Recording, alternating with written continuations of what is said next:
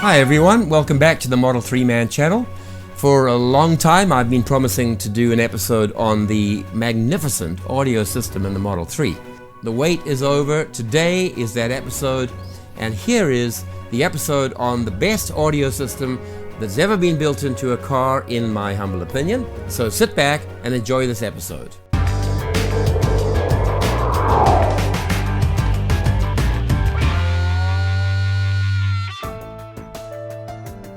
So ever since the Model 3 came out, there have been amazing and very glowing reports on just how good the sound is. And you can see here the comments and the compliments and the praise that's been lavished on the Tesla Model 3 audio system.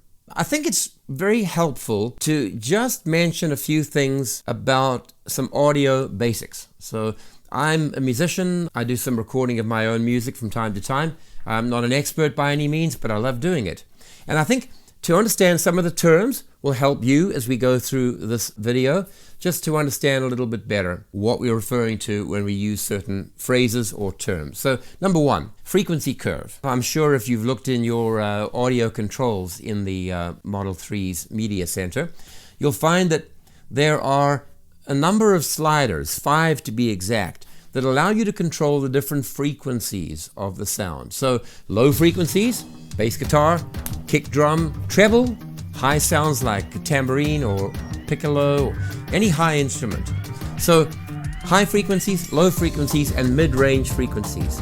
And the curve is the shape at which you set each of these controls. By default, they'll be flat-lined. Each frequency is neither boosted nor cut. But that's not how we listen to music. We play with those frequencies. And so whatever shape we put the little sliders into, we call that a frequency curve. The second term I'd like to just raise is the concept of balanced sound. See, loud is nothing. Anything can be loud. I'm sure you've been at traffic lights from time to time and you've heard this thumping from some car next to you or behind you, where all you can hear is the bass. Loud, thumping bass. Volume is nothing. Balance is everything. Music is made up of low frequencies. Most of it is in the mid-range, upper mid-range, lower mid-range, and then some of it is in the very high frequency sounds. If those are out of balance, the music sounds terrible. If all you heard was the high treble sound, it will be very unbalanced. As you already know, if all you can hear is the thumping bass in a car next to you, it's awfully unbalanced and sounds quite unpleasant. Balance is everything. Getting the frequencies to blend with each other to produce great music is the direction we should go. Third concept, directionality. See, the speakers may be either non-directional or highly directional. Let me tell you what I mean. If you hear bass thumping away, let's say bass in your car, you really cannot tell where that bass is coming from. It feels and it sounds like it's all around you. It honestly is. Bass is non-directional. So bass speakers and subwoofers will put out sound that simply fill the compartment, fill the space with deep bass, but you cannot really tell from where it's coming.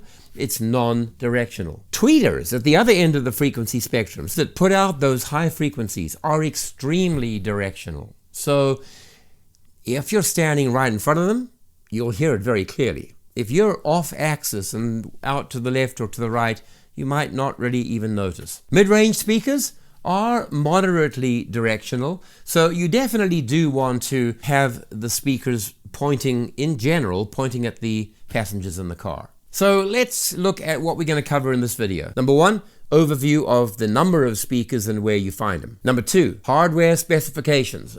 This could be dead boring. I'm going to make it very quick, very simple, but for those that want to know, that need to know, we'll give you the specs on all of the speakers and the basics of the amplifiers. Number three, speaker distribution and location. This is way more important than just the sheer number of speakers. Number four, audio controls, the software, going into the media center in your car, going into the audio settings and having a look at the tone, the balance, and the other options that are present there. We'll take a look at those. Number five, the various sources through which audio can come into the media center and get played back to us. Number six, how do you ensure that you get the best quality music into the system so that what plays back to you is this unbelievably satisfying result. Great music, great distribution of sound, great frequency balance, and high quality music files. We'll talk about that.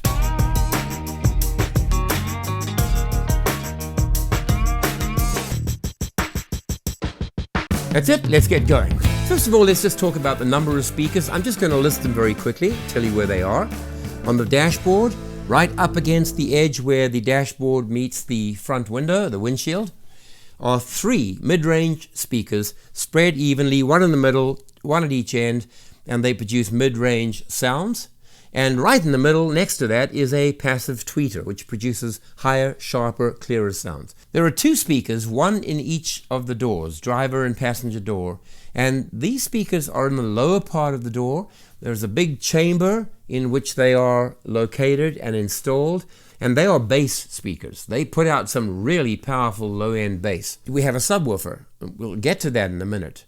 But it's also important to distribute more direct bass sounds, and these come from the lower speakers in the front. If you looked at the A pillars, which come on up at an angle, at the very top are 2 circular speakers, one on each side, and they are mid-range. They're normally not even on until you turn on immersive sound, and boy, does that change everything. Moving to the back of the car, in the passenger doors, the left and the right doors, we have a mid-range speaker. It's smaller, it's placed a little higher up in the door. Remember, mid-range is directional.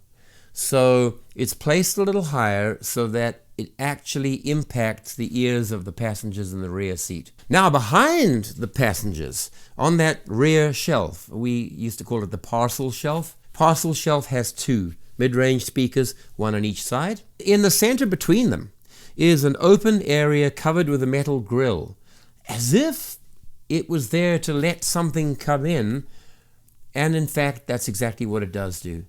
It lets the real bass, the sub-bass sounds that come from the subwoofer in the trunk, fill the trunk, come up through that port, and occupy and fill the cabin. It's non-directional, so it doesn't matter where it is, you'll still hear it and you'll feel it and you will experience it. Now, bear in mind that the 2 speakers on the rear shelf and the 3 speakers on the front dashboard both face upward. But the ones in the front, if the sound goes up, it's going to bounce 90 degrees that way, aimed at you. And for the passengers in the rear seats, the sound goes up from that parcel shelf up and hits the glass roof that's coming down, so it goes up, hits it, and comes forward to the passengers who are sitting in the rear.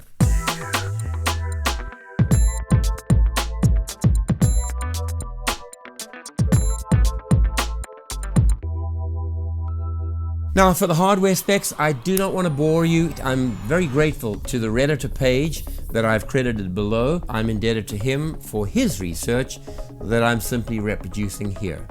So the hardware basically involves what do the speakers look like, how many watts are they, what kind of chamber are they located in, and what brand. And when you look at the brand, you'll see the word Tesla. So I'm absolutely sure Tesla don't go and make their own speakers, but of course any speaker manufacturer, if commissioned to build hundreds of thousands of units, is going to put any name on there, whatever the client wants. So the speakers say Tesla. Here very quickly are each of the speakers and the specs about them.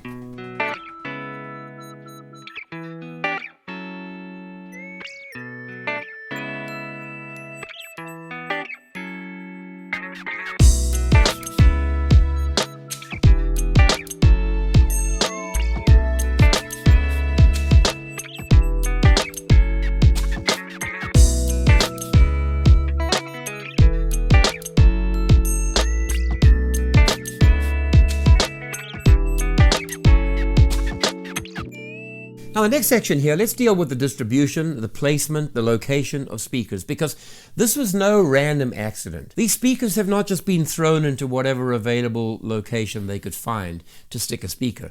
This has been very, very carefully designed. Now let me take you back to what I said earlier about directionality of different speakers. So if bass is non-directional, it stands to reason we can put bass speakers kind of anywhere. One of them, a subwoofer, goes in the trunk. And I explained to you the passage of how the sound waves will move, how the air pulses will enter the car through that metal grill. So it's in the trunk because it doesn't need to be in the passenger area. What about the door speakers in the front doors? Well, they're bass speakers. And they're very low down. They're right down at the bottom. They're in a great sound chamber, which was specially designed for the bass speakers, which helps to amplify the bass. But they don't have to be up at ear level. They can be down in the bottom because bass is omnidirectional. It just fills the space. The tweeters. We talked about them, the little black triangular tweeters that sit at the top of the door at the apex of the A pillar. Those are very directional. They have to be facing the passenger and the driver. And they are. They're almost at eye level or ear level. They are facing toward each of the passenger and driver respectively. They are directional, and that's why they point at us. So that's good design. Then we have mid-range speakers. Again, they are directional. Remember the three in the front dash? Yeah, they point up, but they hit the window and they come back to us. Ones on the back parcel shelf, they point up, but they hit the sloping glass roof and they go up and bounce forward. So the sound is all being redirected into the car from each direction, excepting for the bass, which doesn't have to be in any particular place. Then we have the two speakers in the rear doors. Well, because they are mid-range, they do need to be somewhat directional, so they are raised and they are sitting higher up in the door than the bass speakers in the front doors. Much easier to hear than if those speakers were right down at the base of the door. So the location and the distribution is everything. That's what gives us such a well-distributed, spread out kind of sound. And Tesla have done a masterful job at the design and the location of each speaker unit. No accidents here, just great design. Now let's go to the software, because how do you control the system? Well, there are software controls. When you're playing your music, you can see a tiny little 3-bar icon which takes you into the settings. And let's just take a look at those settings very quickly here. There are 3 sections when you open the settings box. The one is balance, the one is tone, and the other one is options. So balance is perhaps the easiest and the most familiar to most of you, excepting there's a bit of a twist here. There's a beautiful graphic of your car's interior, and you can put your finger on the little white button, drag the center point anywhere you want to, just by putting your finger on. It is a touch screen after all. It makes perfect sense. The second setting in there is tone. And this is where we get our 5-band equalizer with the low frequencies on the left, the high frequencies on the right, and we talked about, or maybe we didn't, but the smile. So most times we don't listen to music where all of the equalizer bands are flat and in the middle. We play with them.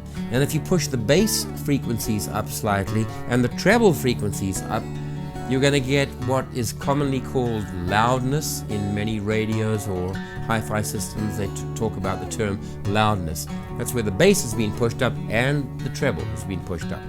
Now, depending on road noise, noise from your children, noise of wheels, the road surface, we may find ourselves compensating, boosting either the treble or kicking up the bass. Playing with the 5 sliders allows you to change the shape and the balance of the sound, boosting the frequencies that you want or cutting them, the ones that you don't like to hear. Then we have options.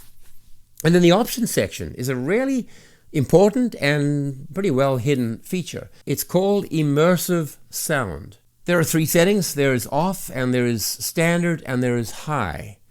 And immersive sound basically brings into action the 2 mid-range speakers that are up on the top of the A pillar.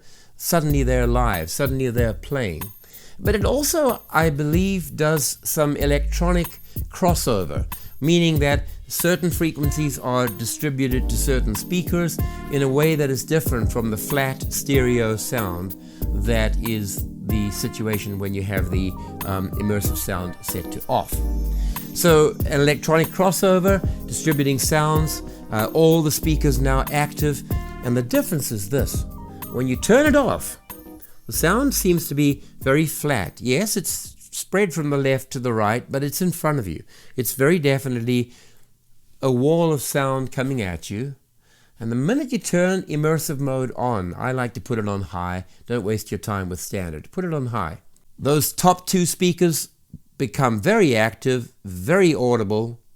The crossover unit moves different frequency sounds to different speakers. And here's the effect. Here's what it sounds like. It's like you're in the middle of a live concert where there are speakers all around you and you're hearing the sound coming from everywhere, and it sounds full and it sounds live and it sounds rich. And when you turn it off, it just goes flat. Everything goes flat. So where do I have mine? Well, immersive mode is on high all the time. I never turn it off. Let's look now at the audio sources. So remember, there were 5. There was radio, there was streaming services, there was phone, there was Tuneln Radio, and there was the USB flash drive. Not all of those may be active if you have not got the LTE package that gives you the ability to stream, the ability to see Google Maps with the real view, the actual satellite view, as opposed to just the outline map view. So having LTE is certainly a useful feature. So let's go from the radio.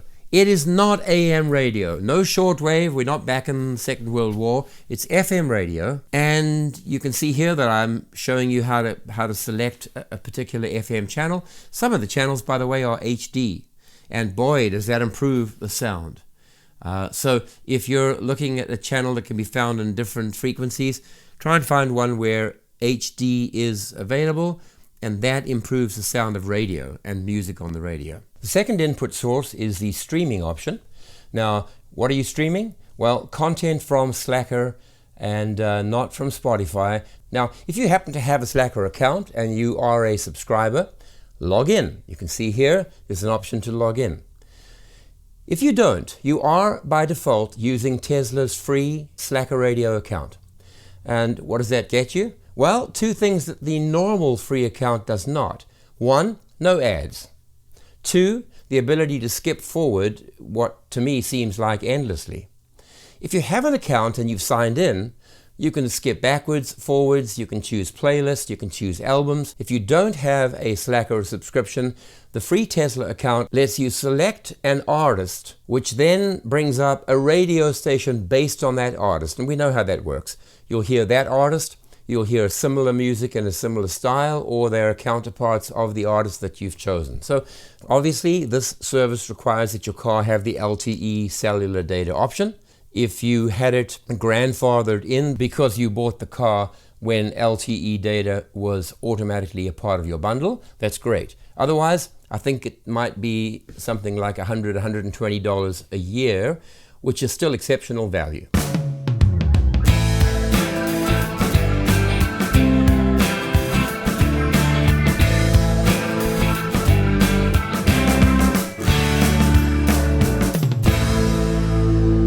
Number 3, your phone.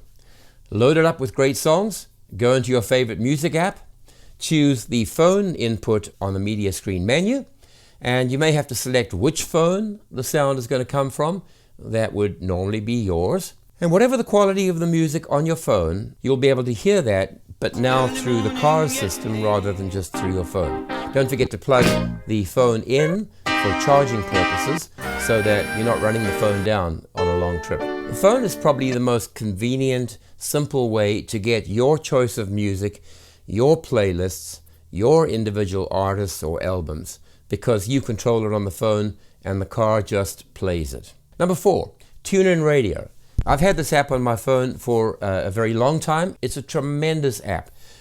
Radio stations from anywhere in the world, any radio stations that are on Tuneln Radio, and it's the vast majority. So I lived in South Africa. I was born in Durban. Let's go and look for some radio stations in the city of Durban, in the country of South Africa. So by hitting browse, you can see that in a few seconds I've navigated it. I can see the lineup of radio stations that are there, and we'll just choose East Coast Radio. Tuneln Radio also contains podcasts along with radio stations. And number 5, USB flash drive.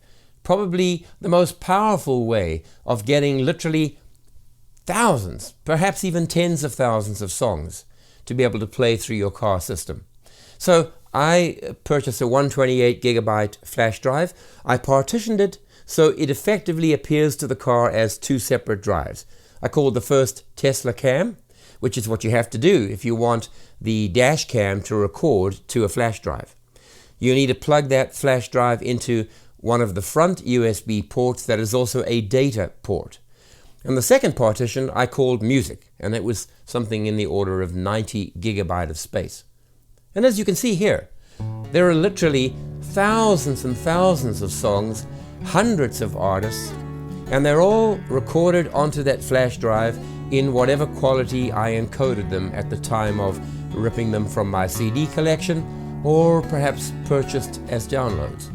So USB drive, a great way to be able to choose your own music, your own favorite artists, and let them play endlessly. Again, obviously, no ads, no interruptions.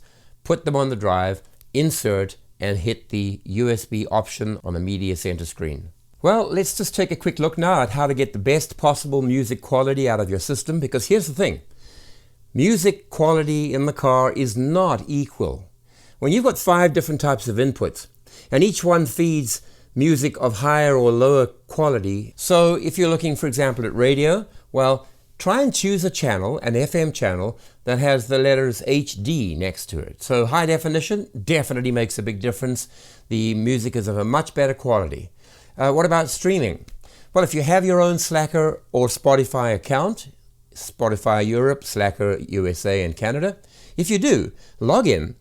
And you will be getting a higher bandwidth. You won't be getting the highest bandwidth because the car caps the download speed regardless of the kilobit per second quality of the music being downloaded. But if you're using the free Tesla account, you'll get a lower quality sound. If you're using your own and you're logged in, it will be higher. What about your phone? Well, the latest iteration of Bluetooth that our phones are using is very, very high in quality. So if you have songs that are coming from your phone and they stream into the sound system, you're going to get a very, very good quality sound.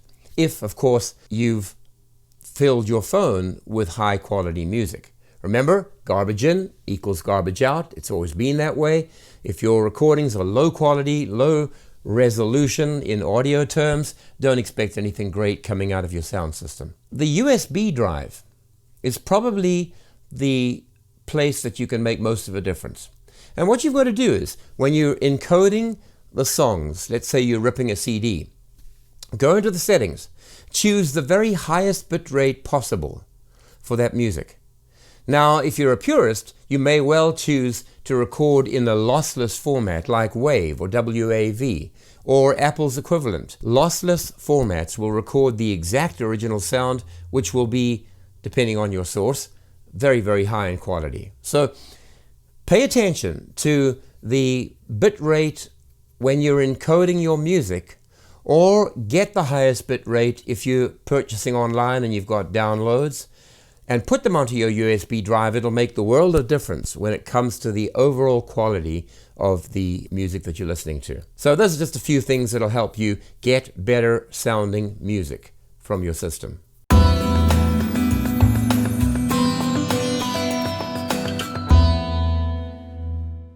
Finally, what I'd like to do is to end off with a few suggestions for improvement. So this is aimed at Tesla and the audio engineers. So Tesla, listen up.